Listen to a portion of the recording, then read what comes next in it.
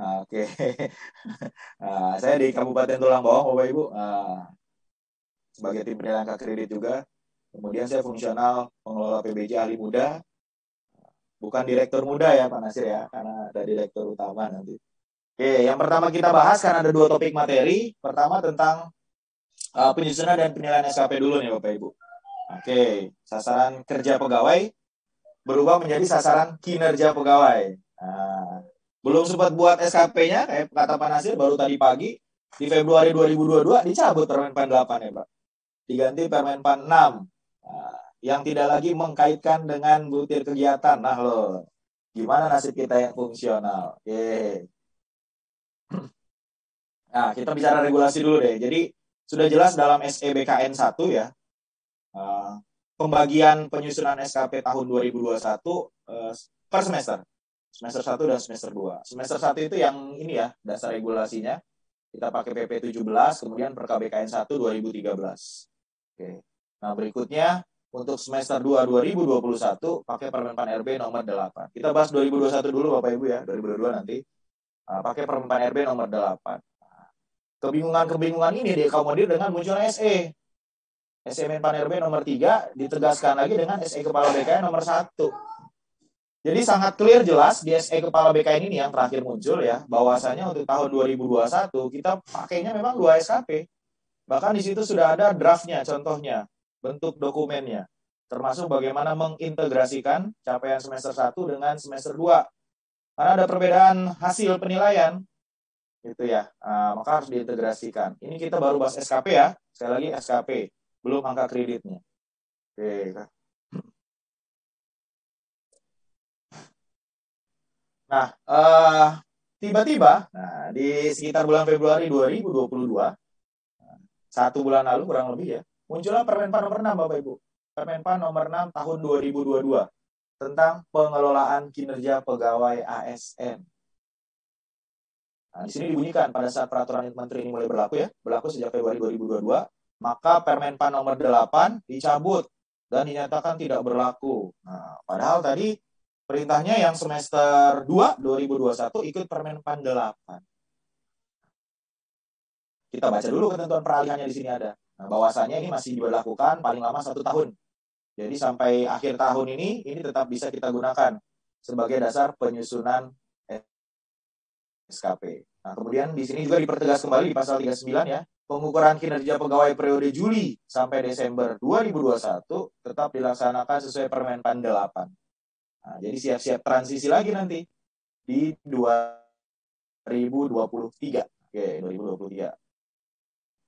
Isunya kan bukan isunya ya, di nomor 6 ini kan di sini disebutkan ya di dalam ketentuan peralihan ya, keterkaitan SKP dengan angka kredit itu tinggal masa berlaku 1 tahun lagi nih, sejak Februari 2022. Jadi ke depan ya, kita tidak tahu nih model SKP-nya. Kalau lihat Permenpan 6 itu sama sekali nggak ada form keterkaitan antara angka kredit dengan SKP. Oke, pesannya adalah Bapak Ibu yang belum dinilai angka kreditnya, yang JFPPBJ ya, segera dilakukan penilaian. Ya, 2021 dan nanti 2022. Nah, kita nggak tahu 2023 akan seperti apa proses penilaiannya, dan ketika sudah dilakukan penilaian dinyatakan cukup perolehan angka kreditnya dan bisa naik pangkat, segera diurus proses kenaikan pangkatnya. Oke.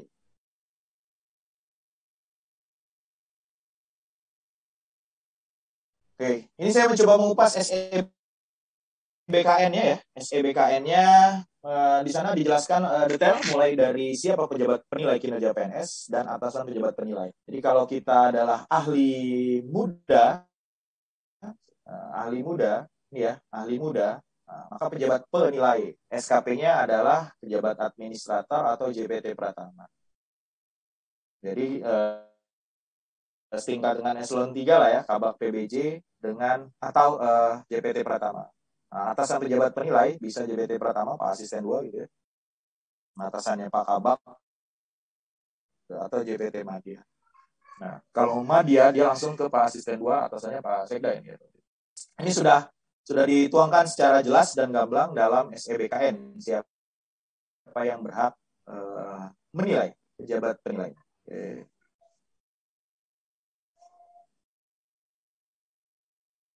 Nah, jadi sekali lagi saya ulangi bahwasannya penyusunan SKP dan penilaian kinerja khusus 2021 akan ada dua model. Pertama di periode 1 ya, itu mengacu ke yang lama yang cuma ada 3 lembar ya Bapak Ibu ya. Lembar SKP sendiri, kemudian penilaian dan pengukuran. Nah, kalau yang periode 2 ini modelnya sudah tidak lagi dominan di butir kegiatan dengan target angka kreditnya, tapi cascading dari pimpinan, turunan dari atasan, perjanjian kinerja atasan langsung kita. Itu dituangkan, baru nanti dicari butir kegiatan yang berkaitan. Nah, sebenarnya bagi fungsional dengan model SKP yang baru ini, Permen Pan 8 ya, baru kemudian diganti ya, Permen Pan 8 ini lebih menguntungkan. Lebih menguntungkan. Nanti kita tunggu saja apakah Permen Pan 29 BKBKN 21 direvisi atau tidak. Karena sudah tidak ada lagi butir kegiatan, seharusnya tidak ada target angka kredit minimal. Seharusnya. Nanti kita tunggu saja. Oke. Bagaimana cara membuatnya ya untuk yang 2021 sasaran SKP-nya? Oke.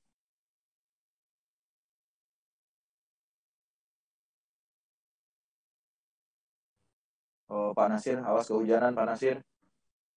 Bagaimana caranya? Oke, ya pertama kita melakukan penilaian prestasi kerja sampai Juni. Nah, Januari sampai Juni, kemudian Juli sampai Desember. Kemudian digabungkan, nanti kasih bobot masing-masing 50% bobotnya, kemudian nanti terakhir diintegrasikan. Oke. Nah, ini dokumen-dokumen yang harus dikumpulkan untuk SKP ya 2021. Oke. Ada dokumen SKP, penilaian capaian SKP, kemudian penilaian prestasi kerja Januari sampai Juni 2021 ya. Kemudian ada dokumen SKP, penilaian capaian SKP, dan penilaian kinerja. Ini beda ya Bapak Ibu. Kalau dulu itu penilaian prestasi kerja, ini penilaian kinerja ya, Juli sampai Desember 2021. Ditambah dengan dokumen integrasi ya, yang tadi bobotnya masing-masing 50%. Terakhir adalah laporan dokumen kinerja. Nah, buat kita yang fungsional, di dalam laporan dokumen kinerja, ini dicantumkan berapa perolehan angka kreditnya. Berapa perolehan angka kreditnya. Nah, dalam bentuk dokumen seperti ini ya, dalam SEBKN, yang lama sudah sangat-sangat familiar ya kita ya. Nah, ini yang sekarang kita gunakan untuk menghitung angka kredit itu yang ini Bapak Ibu. Karena di sini ada angka kredit targetnya, kemudian ada nilai capaiannya. Nanti bersinggungan dengan SKP kita pakai yang ini untuk menghitung perolehan angka kredit sesuai dengan per KBKN 21. Oke. Jadi ini ya SKP semester 1 ada 1 ini ya, 2. Kemudian yang terakhir ya biasa ya ada kerjasama dan lain sebagainya ya. Orientasi, pelayanan, komitmen, disiplin, kerjasama, kepemimpinan. Nah, muncullah di sini namanya nilai prestasi kerja. Nah, ini harus bernilai baik nih 2 tahun berturut-turut. Nah, nanti butir kegiatan kan masuknya di sini ya, bobotnya 60%. Ini penilaian langsung atasan di kita. Modelnya masih penilaian langsung atasan, bobotnya 40%. Jadi berapa? Nilai totalnya nanti itulah nilai prestasi kerja.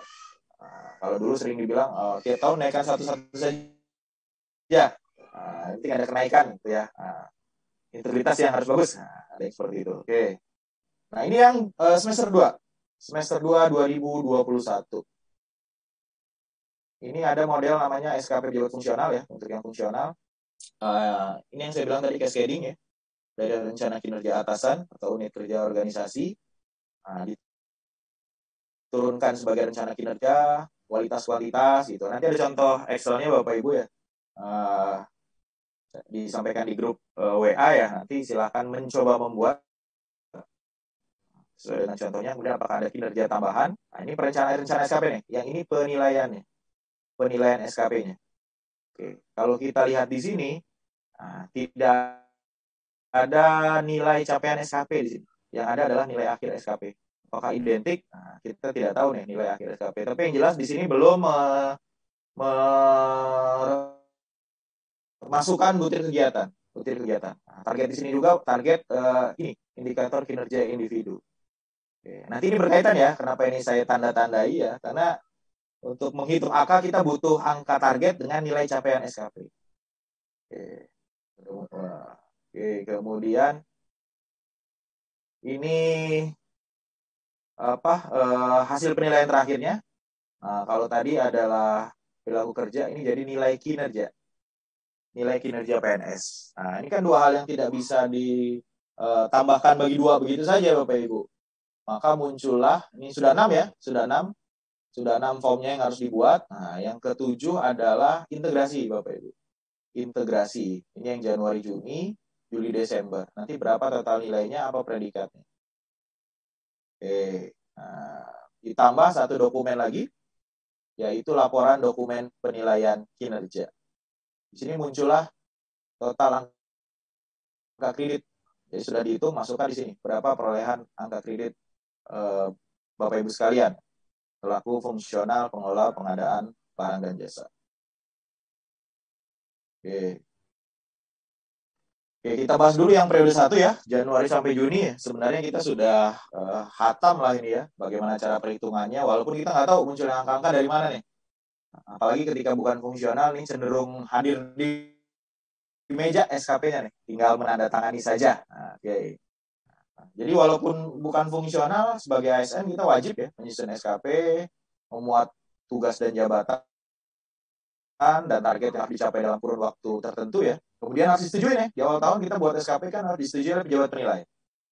Kontrak kerja kita setahun ke depan dengan modelan semester 1 ya. Saya memasukkan review dokumen persiapan pengadaan langsung. Berapa target pengadaan langsung saya? 30. Gitu. Nah, makanya dia harus disepakati, ditandatangani oleh pejabat penilai, dibuat di awal Januari. Kalau kita pindah, maka bikin SKP perpindahan. Gitu. Ada sanksi kalau kita tidak menyusun SKP. Nah, ini ada unsur-unsurnya ya. Ada tugas jabatan, penyusunan SKP-nya, dengan butir-butir kegiatan, kemudian target angka kreditnya harus ditetapkan. Targetnya kan ada 3 ya, ada kuantitas, kualitas, waktu ya. 4 sorry dengan biaya. Nah, bagi kita yang fungsional, 3 saja cukup. Kualitas, kuantitas, dan waktu. Oke, nah, ini perintahnya ya. Jadi harus ada target, harus ada butir kegiatan sesuai dengan tugas jabatan.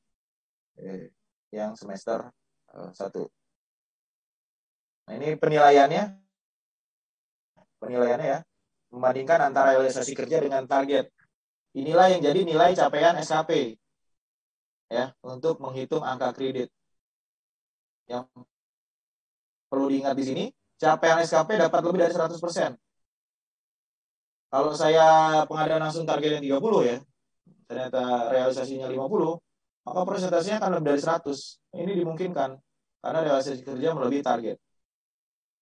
Tuh ya. Rata-rata di sini ya SKP kita ya bernilai baik.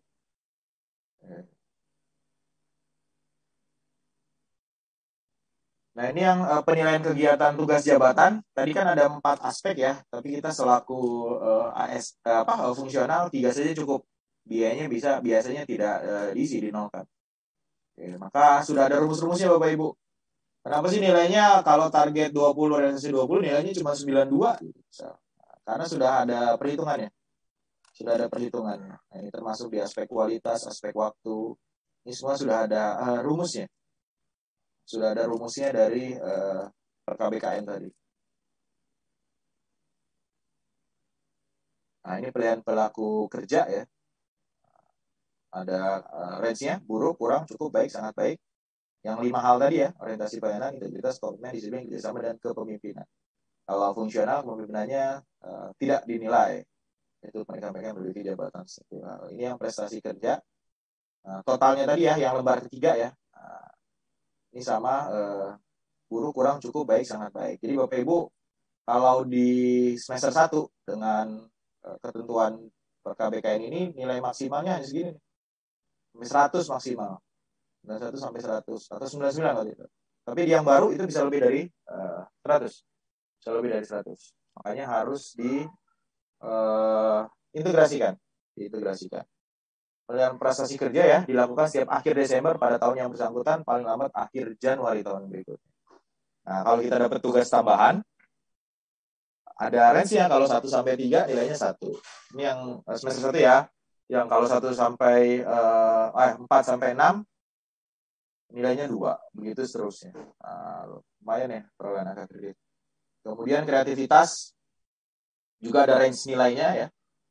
Tapi jarang kita gunakan. Nah, itu yang semester 1 Bapak Ibu. Jadi nilainya itu range-nya cuma ada 5 tadi ya. Nah, dengan kriteria penilaian nilainya lebih besar dari 91 sangat baik, yang paling ujung adalah sangat buruk kalau dia kurang dari 50. Buruk kurang dari 50. Oke, bagaimana yang semester 2 Juli sampai Desember 2021? Nah, ini ada asal usulnya dulu ya. Jadi istilah SKP ini sudah berubah. Kalau dulu di PKBKN sasaran kerja, di Permenpan 8 sasaran kinerja. Jadi ketika dia sasaran kerja, targetnya ini jumlah beban kerja dari setiap pelaksanaan tugas jabatan. Tapi kalau di Permenpan 8, hasil kerja yang akan dicapai dari setiap pelaksanaan rencana kinerja. Jadi nggak cenderung tidak individualistis lagi nih. Nah, pengertian juga berubah ya, rencana kerja dan target. Kemudian yang dicapai seorang PNS, ini rencana kinerja dan target yang akan dicapai setiap tahun. Sudah mulai ada indikator kinerja individu ya. Peran kita dalam organisasi nanti apa? BPBJ punya perjanjian kinerja Pak Kabak apa misal sirup 100% gitu. Nanti peran kita sebagai JF apa nih? Baru dicek keterkaitan bukti dukung yang sesuai dengan peran kita tadi itu. Ini ya bedanya ya Bapak Ibu ya. SKP di BKN 1 2013 dengan Permenpan RB nomor 8 2021. Oke, ini ruang lingkup dari SKP-nya. Bisa dipelajari nanti. Kemudian bagaimana menyusun rencana SKP-nya, ada 2 model ya. Ada model dasar dan pengembangan. Kita masih model dasar gunakannya karena baru membangun sistem manajemen kinerja PNS.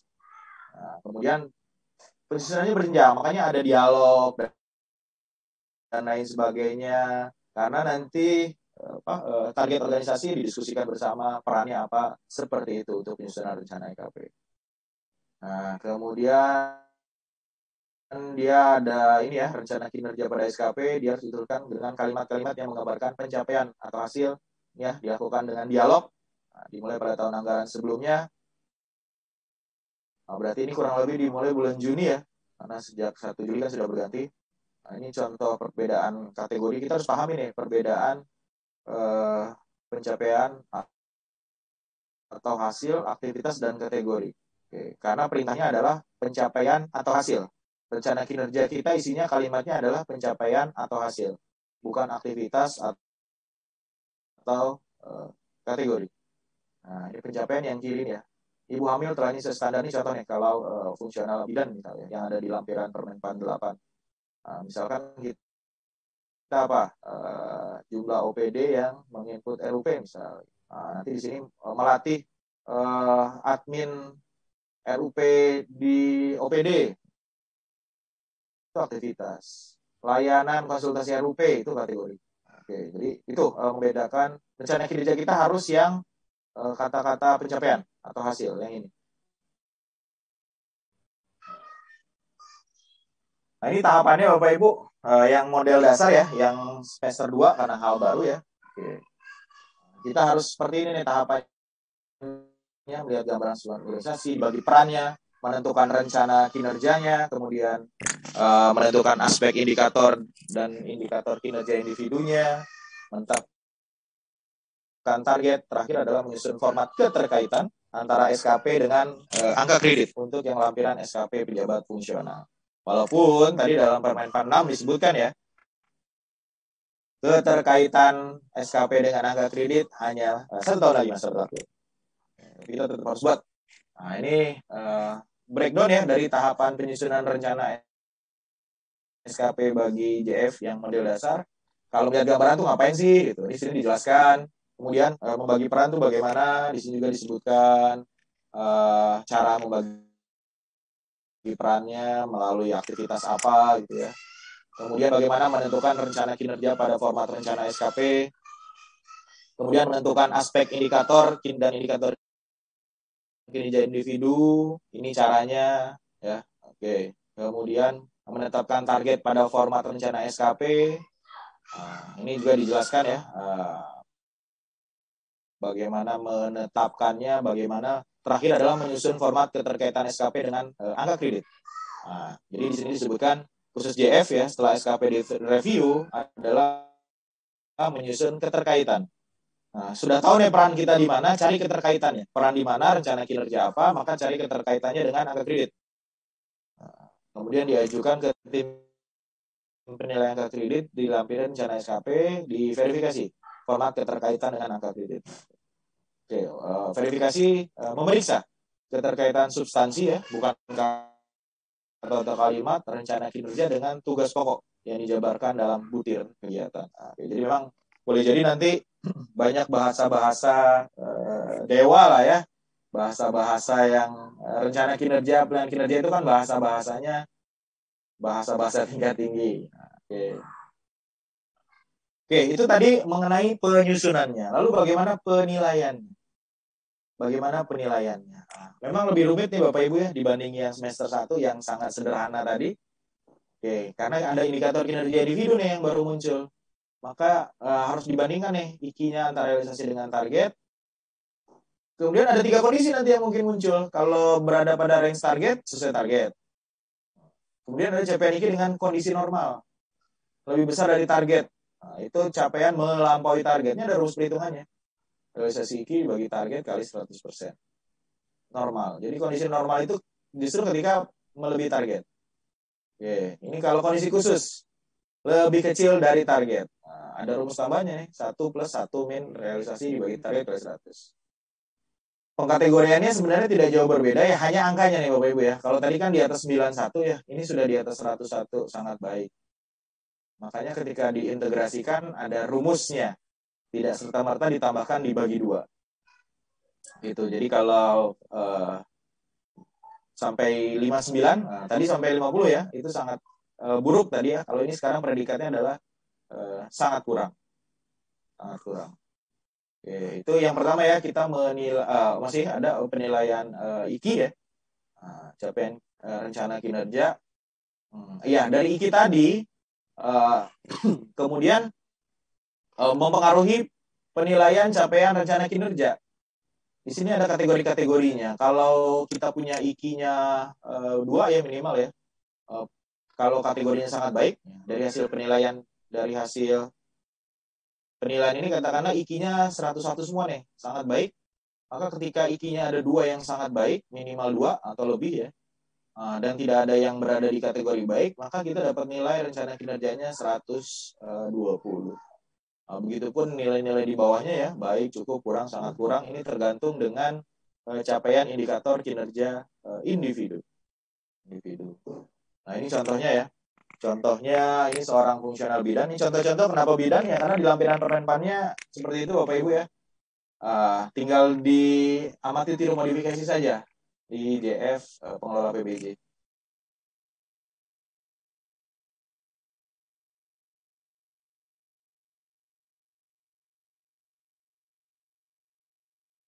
Dengan rencana kinerja terminasi sini, katakanlah dia 70, 117%. Nah, di atas 101 maka kategorinya sangat baik. Kategorinya sangat baik.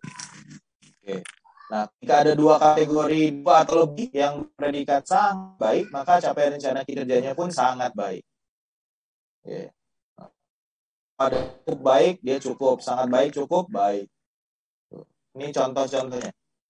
Contoh-contoh. Kemudian yang keenam tahapannya adalah menghitung nilai tertimbang capaian rencana kinerja. Menghitung nilai tertimbang capaian rencana kinerja. Ada yang 2 metode ya, direct cascading atau non-direct cascading. Bobotnya 80 poin kalau yang non-direct cascading. Nah, ini ada bobot-bobotnya nih Bapak Ibu, sangat baik, baik, cukup, kurang, sangat kurang. Kemudian menghitung nilai SKP ya. Nah, ini rumusnya juga complicated ya. Karena nilai tertimbang, ditambah total nilai tertimbang. Kemudian kalau lebih dari 120, dikonversi menjadi 120 dengan menambah keterangan nilai. Jadi kalau dulu SKP-nya 100 ya 99 ya. Nah, ini sekarang sudah bisa 120. Kemudian SKP selesai. Nah, kalau saya dapat nilai SKP di sini, bicara penghitungan angka kredit kan ada target dengan nilai capaian SKP. Nilai capaian SKP di sini belum mencerminkan butir kegiatan Bapak Ibu, karena masih indikator kinerja individu. Dengan kata lain, kalau mau menghitung angka kredit, pakai saja yang semester 1 dipanjangkan sampai Desember. Sebagai kertas kerja bantuan untuk menghitung perolehan angka kredit. Oke, ini penilaian perilaku kerja ya. Ini caranya membandingkan, kemudian oleh pejabat penilai kinerja tanpa mempertimbangkan rekan kerja atau dengan ada dua model. Kita masih yang atas ya, penilaian langsung ya. Kemudian detail penilaiannya seperti ini Bapak Ibu. Kalau tadi kan cuma sampai 91 ya, sangat baik ya. Sekarang bisa sampai 120 nih kalau kita bisa menciptakan ide-ide baru. Ide-ide baru. Oke. Ada ide baru dan atau cara baru dalam peningkatan kinerjanya.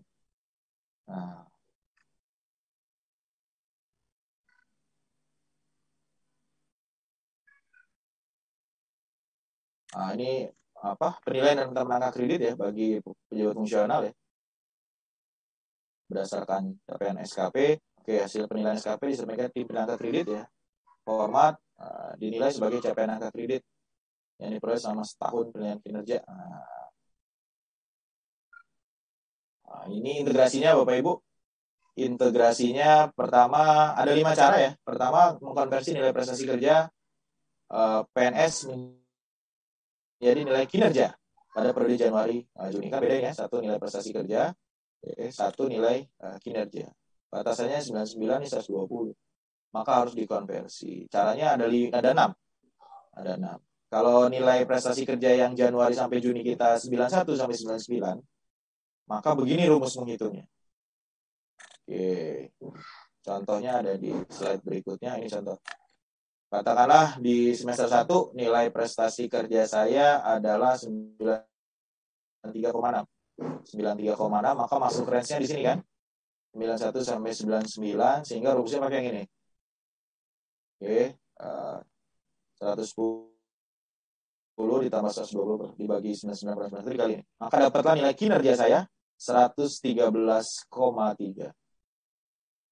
Dari nilai prestasi kerja setelah dikonversi menjadi nilai kinerja hasilnya adalah 113,3. Nah, baru yang diberi bobot 50%, nanti yang semester 2 50%. Oke, sudah dapat ya nilai kinerjanya. Kemudian langkah kedua adalah menghitung nilai kinerja tahun 2021.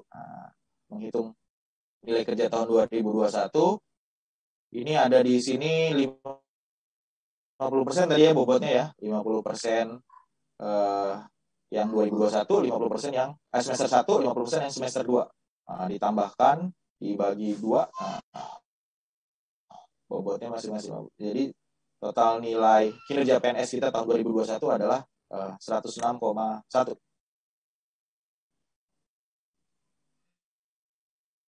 Bagaimana predikatnya? Tadi kan 106,1 ya, 106,1, maka predikatnya adalah baik ini ya, dalam range yang ini ya. Predikatnya baik. SKP kan yang penting adalah bernilai baik. Oke. Hasil penilaian kinerja. Ini yang bagaimana cara mengisi form yang tadi ya. Form yang tadi, form ke-5 tadi ya. Form ke-7 sorry, mengenai hasil integrasi hasil penilaian kinerja. Tinggal dimasukkan saja. Januari 113, 99, 106, predikatnya adalah baik. Ini sudah jadi hasil integrasi. Tinggal ditambah laporan kinerja. Oke, di chat tadi yang bertanya bagaimana dengan SKP yang Permen 46 atau SKP tahun 2022. SKP tahun 2022 ya pada prinsipnya karena ada ketentuan peralihan ya. Karena ada ketentuan peralihan maka tetap digunakan sampai akhir 2022. Jadi kita menyusun SKP 2022 adalah berdasarkan pada ini nomor 8 tahun 2021 tetap digunakan. Nanti di 2023 baru pergantian tuh peralihan itu. Tapi nanti coba dikoordinasikan lagi dengan BKD-nya ya. Apakah langsung menerapkan ini nomor 6 tidak ada lagi keterkaitan antara SKP dengan angka kredit, atau tetap masih menggunakan yang Permenpan 8, karena masih ada waktu 1 tahun sejak diundangkan pada Februari 2022. Itu Bapak Ibu untuk penyusunan SKP JF ya. Di 2021 ada 2, di 2022 ada 2 alternatif juga, pakai Permenpan 6 atau Permenpan 8. Tapi kalau di tempat saya sendiri masih yang Permenpan 8 2021. Oke. Nah, bagaimana penghitungan angka kreditnya? Bagaimana menghitung angka kredit? Nah, ini baru khusus JFPPBJ ya. Bagaimana menghitung angka kreditnya? Kembali kita awali dengan ketentuannya ya, regulasinya. Ada 2 aturan untuk menghitung angka kredit. Pertama,